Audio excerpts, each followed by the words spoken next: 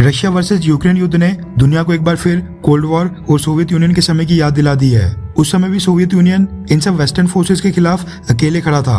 हालांकि हम सबने ये देखा है कि सोवियत यूनियन का किस तरह से पतन हो गया और उसके बाद में कितने देश बन गए। जिस तरह से आज की डेट में रशिया अकेला पड़ गया है, सेम उसी तरह उस समय सोवियत यूनियन भी अकेले पड़ गया था। सोवियत यूनियन के पतन के बाद पिछले कुछ सालों से अमेरिका और वेस्टर्न देश अब चाइना के ऊपर कंसंट्रेट कर रहे थे और चाइना को किस तरह से कंटेन करना है उसकी स्ट्रेटेजी बनाई जा रही थी।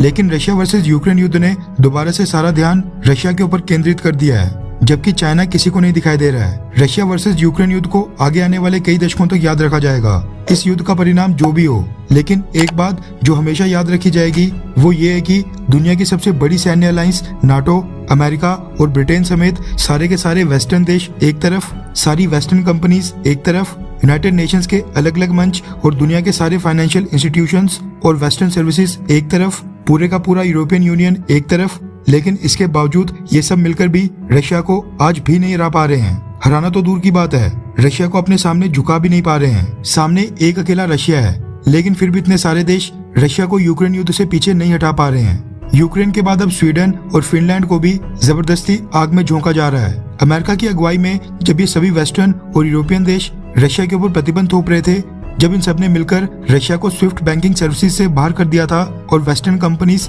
रशिया से एग्जिट कर रही थी, इन सबको लगा था कि रशिया घुटनों के ऊपर आ जाएगा, रशिया की अर्थव्यवस्था कोलैप्स कर जाएगी, वहां पर रिसेशन आ जाएगा और रशियन करेंसी रूबल्स वेनेजुएला की करेंसी की तरह फ्री फॉल में चले जाएगी।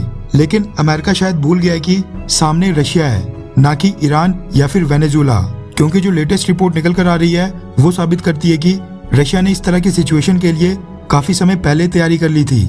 रेफरेंस के लिए आपकी स्क्रीन के ऊपर beyond world is one news के आर्टिकल का स्क्रीनशॉट है, जिसके मुताबिक सैंक्शंस के बावजूद रशिया की currency rouble, dollars, euro, Indian rupees और लीरा जैसी कई सारी करेंसीज को पीछे छोड़कर 2022 की सबसे बेस्ट परफॉर्मिंग करेंसी बन गई है। सैंक्शंस लगने के बाद एक यूएस डॉलर के मुकाबले रूबल 130 तक जा पहुंचा था, लेकिन रशियन करेंसी रूबल्स ने न सिर्फ वापस से रिकवरी की है बल्कि उस रिकवरी को मेंटेन करके भी रखा है। रिपोर्ट्स के मुताबिक करेंसी डाउन आने पर जितना नुकसान हुआ था, रशियन रूबल्स ने वो सारा लॉस रिकवर कर लिया है। आज की डेट में एक यूएस डॉलर की कीमत 65 रशियन रूबल्स है। लास्ट वीक ये 64 रूबल्स तक भी नीचे आ गई थी।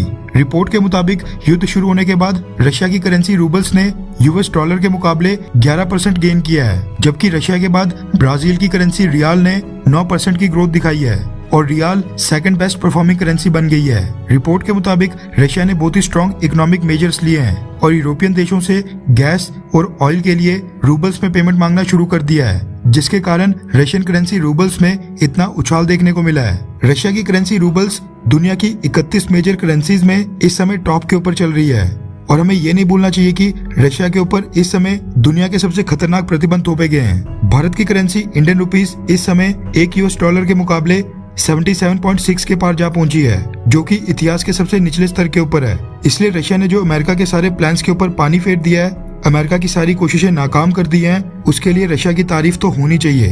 खैर, आपको क्या लगता है कि सैन्य तौर के ऊपर दोनों में से कौन सा देश ज्यादा ताकतवर है, अमेरिका या फिर रशिया? नीचे कमेंट करके अपनी राय जरूर बताएं।